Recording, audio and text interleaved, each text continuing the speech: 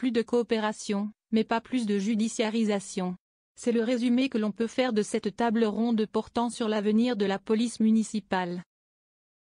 Il y a quelques jours, Nicolas Daragon, ministre en charge de la sécurité du quotidien, a annoncé la réouverture du Beauvau des polices municipales pour le 21 novembre.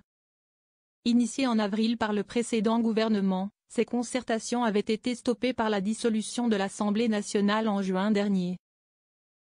C'est dans ce contexte que Frédéric Masquelier, maire de Saint-Raphaël, Jean-Paul Jandon, maire de Cergy-Pontoise, et Virginie Malochet, sociologue, ont pu développer leur vision de la police municipale devant la délégation aux collectivités territoriales du Sénat. À noter qu'une mission d'information sur le sujet sera lancée au Palais du Luxembourg au premier semestre de 2025. Un continuum de sécurité. Le cadre actuel de la police municipale n'a pas plus de 25 ans. Il a été donné par la loi Chevènement du 15 avril 1999. Depuis quelques années, on observe un continuum de sécurité, estime Virginie Malochet, sociologue chargée d'études à l'Institut Paris Région et spécialiste des polices municipales. Et particulièrement en matière d'expérimentation judiciaire. Par exemple, la loi sécurité globale de 2021 donnait à certaines polices municipales des compétences propres à la police judiciaire en matière délictuelle, pour constater la vente à la sauvette, la conduite sans permis. Cependant, cet article a été censuré par le Conseil constitutionnel. À 10 ans d'intervalle, plusieurs mesures visant à renforcer les compétences judiciaires de la police municipale ont été censurées par les sages, résume Virginie Malochet. Pourtant, renforcer les compétences judiciaires des agents est aussi l'objectif de Nicolas Daragon avec ce Beauvau des polices municipales. Aujourd'hui, un policier municipal n'a pas accès aux fichiers, voiture volée, voiture assurée, identité, plaque d'immatriculation. Il ne peut pas contrôler l'identité d'un contrevenant, ne peut pas accéder au hall d'immeuble, ne peut pas avoir une grenade d'encerclement, ne peut pas utiliser un drone. A déploré le ministre de tutelle de Bruno Retailleau sur Europe 1. Cet avis est partagé par la plupart des policiers municipaux, car la juridiction actuelle les empêche en quelque sorte d'exercer leur métier. Indique Virginie Malochet. Certains élus locaux demandent aussi l'extension des compétences de leur police municipale et de faire sauter les verrous constitutionnels pour lutter contre la délinquance, ajoute la sociologue. La crainte que les maires soient dépossédés de la police municipale. Frédéric Masquelier est plus réticent. Le maire de Saint-Raphaël, Var, a rencontré Nicolas Daragon il y a quelques jours sur le sujet. Si le président de la commission sécurité de l'Association des maires de France, AMF, se dit satisfait de cette réunion avec le ministre, il admet aussi avoir des réserves sur l'évolution des pouvoirs judiciaires de la police municipale.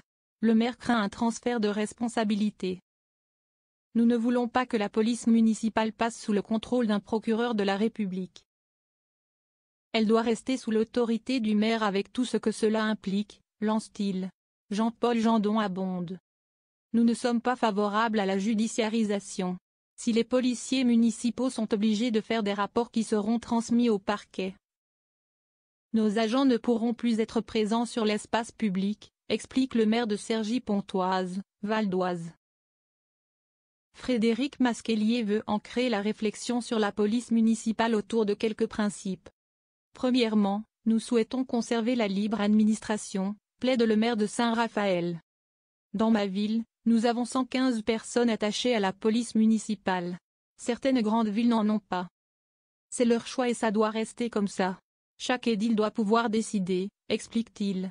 Le deuxième élément est le transfert de nouvelles charges. Par exemple sur le narcotrafic, nous avons peur que la police municipale devienne le supplétif de la police nationale.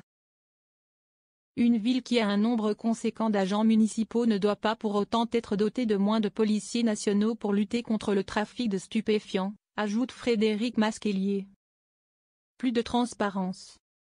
Outre ses compétences judiciaires, Jean-Paul Jandon souhaite une meilleure coopération entre la police municipale et la police nationale.